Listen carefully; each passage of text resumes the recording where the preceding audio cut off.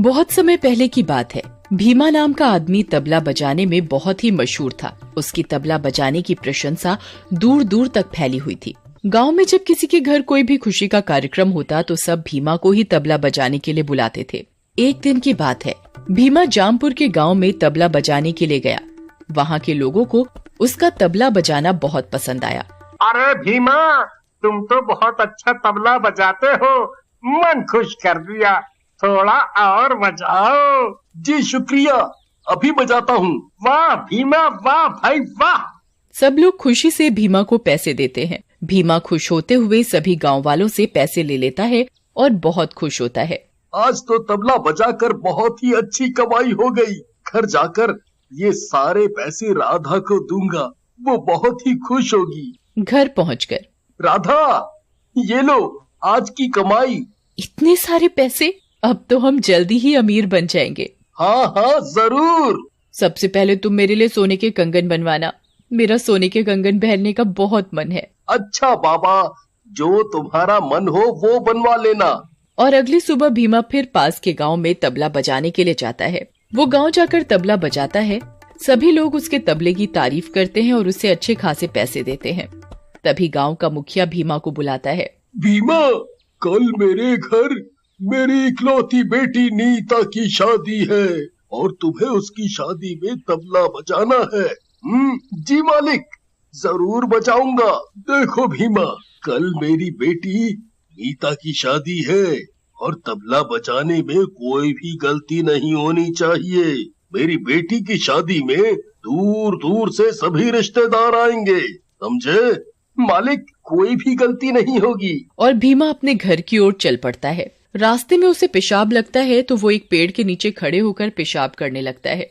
जिस पेड़ के नीचे भीमा पेशाब कर रहा होता है, उस पेड़ पर एक चुड़ैल बैठी थी। तभी भीमा को कुछ आवाज सी आती है। कौन है? कौन है? भीमा डर जाता है और मन ही मन कहता है, अरे राम, ये किसकी आवाज है? और वो जल्दी जल्दी अपना तबला उठाने लगता है। तभी उसके सामने एक चुड़ैल आ जाती है। भीमा बहुत बुरी तरह डर जाता है और वो अपना तबला उठाकर बहुत तेज भागता है। चुड़ैल भी भीमा के तबले में समा जाती है और भीमा को पता ही नहीं चलता। वो जल्दी जल्दी घर आ जाता है। राधा, कहाँ हो तुम? अरे क्या हुआ? तुम इतने घबराए हुए क्यों हो? क्या हुआ? भीमा राधा को सारी बात बताता है। अब क्या होगा रे? चुड़ैल अगर हमारे घर तक आ गई तो? तुम डरो मत, ऐसा कुछ नहीं होगा। और अगले दिन, राधा, जल्दी खाना दो, मुझे मुखिया की बेटी की शादी में जाना है, कहीं देर ना हो जाए। मुखिया को नाराज करना ठीक नहीं होगा। मुखिया अपनी बेटी की शादी में ढेर सारा इनाम भी देंगे ना? हाँ, देंगे। ये कहकर भीमा मुखिया के घर पहुंच जाता है। मुखिया के घर बहुत से रिश्तेदार आए हुए थे। बहुत ही सुंदर सजावट हो रही थी। सब लोग मुखिया के घर शादी में आए हुए थे। घर में हंसी खुशी का माहौल था। भीमा, तुम तबला बजाना शुरू करो। जी मुखिया जी। तभी अचानक मुखिया के घर से चीखने की आवाज आती है। सभी लोग घर के अंदर भागते हैं तो सबकी आंखें फटी की फटी रह जाती हैं। मुखिया की बेटी अपने दोनों कानों पर हाथ रखे हुए थी और जोर जोर से रो रही थी। भीमा के तबले की आवाज मुखिया की बेटी के कानों में बहुत जोरों की लग रही थी। वो जोर जोर से चिल्ला रही थी, बंद करो, बंद करो। तभी मुझे कुछ सुनाई नहीं दे रहा और उसे एक चुड़ैल दिखाई देती है। चुड़ैल को देखकर मुखिया की बेटी की चीख निकल जाती है। चुड़ैल उसके दोनों कान बहरे कर देती है। हाय मेरी बेटी, तुझे ये क्या हुआ? मेरी बेटी, बेटी। मुखिया अपनी बेटी की ऐसी हालत देखकर बहुत दुखी होता है और मुखिया जोर जोर से रोने लगता है। मुखिया के घर खुशी का माहौल मातम में बदल जाता है। और अगले दिन, भीमा भाई, घर पर हो क्या? अरे सत्तू, कैसे आना हुआ? और तुम कैसे हो? बढ़िया हूँ। कल मेरे बेटे का जन्मदिन है और तुम्हें उसके जन्मदिन में तबला बजाना है। तुम आओगे ना? हाँ हाँ, क्यों नहीं, जरूर बजाऊंगा। तो ठीक है, कल शाम को समय पर पहुँच जाना। ठीक है। अगली शाम भीमा तैयार होकर सत्तू के घर जाने की तैयारी करता है और वो अपना तबला उठाने लगता है। उसे तबले में से कुछ डरावनी आवाजें आने लगती हैं। भीमा आवाज सुनकर डर जाता है। तभी तबले में से चुड़ैल निकलती है और तबला अपने आप बजने लगता है। भीमा बहुत बुरी तरह डर जाता है। तभी चुड़ैल गायब हो जाती है। भीमा की समझ में कुछ नहीं आ रहा था कि ये उसके साथ क्या हो रहा है और वो सत्तू के घर तबला बजाने जाता है। भीमा, तुम आ गए। सत्तू के घर बहुत ही खुशी का माहौल था। आज उसके बेटे बिट्टू का जन्मदिन है। घर में सभी लोग बहुत खुश हैं। भीमा, तुम तबला बजाना शुरू करो। जैसे ही भीमा तबला बजाना शुरू करता है, चुड़ैल, चुड़ैल, चुड़ैल। बिट्टू जोर जोर से चिल्लाने लगता है। चुड़ैल बिट्टू के दोनों कानों में जोर जोर से तबले की आवाज तेज कर देती है कि उसके दोनों कानों से सुनाई देना बंद हो जाता है। बिट्टू बहरा हो जाता है। भीमा के तबले में चुड़ैल बैठी थी जो सिर्फ बिट्टू को ही दिख रही थी। कहाँ है चुड़ैल? बिट्टू बेटा, बिट्टू बेटा, कोई चुड़ैल नहीं है, कोई चुड़ैल नहीं है बेटा। पिताजी, मुझे कुछ सुनाई नहीं दे रहा, मैं बहरा हो गया।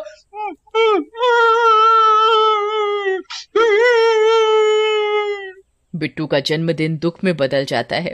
हाय मेरा बिट्टू, तुझे क्या हो गया? अभी तो सब कितना ठीक था। बेचारे बिट्टू के साथ बहुत बुरा हुआ। पहले मुखिया की बेटी के साथ ये सब हुआ, अब बिट्टू के साथ। ठीक नहीं है। अब बिट्टू के साथ सभी लोग अपने अपने घर चले जाते हैं। कुछ दिनों के बाद गांव में एक प्रतियोगिता का आयोजन था। सभी लोग अपना हुनर दिखाने के लिए उसमें भाग ले रहे थे। क्यों ना मैं भी इस प्रतियोगिता में भाग लूं? जो जीतेगा उसे अच्छा खासा इनाम मिलेगा।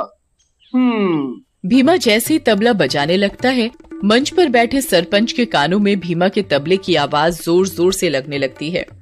भीमा के तबले में बैठी चुड़ैल तबले की आवाज बहुत तेज कर देती है, जिससे सरपंच के दोनों कानों से सुनाई देना बंद हो जाता है। हाय, मर गया रे मेरे कान। अरे कोई सुनो रे, मेरे कानों को क्या हो गया? कोई बचाओ रे, मुझे कुछ सुनाई नहीं दे रहा। सरपंच जी, आप ठीक तो है ना? अरे समझ में नहीं आ रहा, आखिर इस गांव में हो क्या रहा है? जब किसी के यहाँ कोई भी उत्सव होता है तो उसके घर कोई ना कोई बहरा हो जाता है। पहले मुखिया जी की बेटी के साथ ऐसा हुआ, फिर बिट्टू, अब सरपंच जी। मुझे तो लगता है इस गांव पर बहुत बड़ी मुश्किल आने वाली है। तभी गांव का एक आदमी कहता है, मुझे तो यह सब भीमा का करा धरा लगता है। जब भीमा किसी के आयोजन में तबला बजाने जाता है, तब कोई ना कोई बहरा हो जाता है। हाँ, हो, तुम सही बोल रहे हो। हो, अरे भाई, मैंने कुछ नहीं किया, मुझे मत मारो। मैंने कुछ नहीं किया। मुझे कुछ नहीं पता कि ये सब कैसे हो रहा है। मैं तो सिर्फ तबला बजाता हूँ, मेरा इसमें कोई हाथ नहीं है। मुझे जाने दो, मुझे जाने दो, मुझे जाने दो। भीमा जोर जोर से रोने लगता है और भीमा के हाथ से गांव के लोग तबला छीनने लगते हैं। तभी उसमें से एक चुड़ैल निकलती है। चुड़ैल, चुड़ैल, भागो रे भागो, अरे चुड़ैल है। गांव के सभी लोग चुड़ैल को देखकर बहुत बुरी तरह डर जाते हैं। चुड़ैल भीमा का तबला बड़ी जोर जोर से बजाने लगती है। अरे मेरे कान, ये चुड़ैल तो मुझे ही मार डालेगी। कोई रोको इस चुड़ैल को, मर गया रे।